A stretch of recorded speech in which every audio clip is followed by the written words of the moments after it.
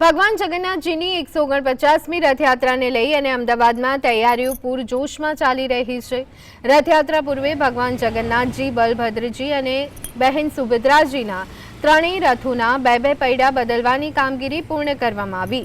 ખાસ કરી મોટા ભાઈ બલભદ્રજીના રથમાં નવા પૈડા લગાડવામાં આવ્યા બાદ સફળ ટ્રાયલ પણ લેવામાં આવ્યો હતો। ટ્રાયલ દરમિયાન કોઈપણ પ્રકારની ટેકનિકલ સમસ્યા સામે આવી નહોતી।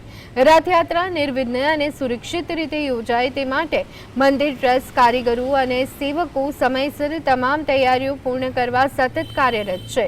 સમગ્ર આયોજન હવે અંતિમ તબક્કામાં પહોંચી ગયું છે।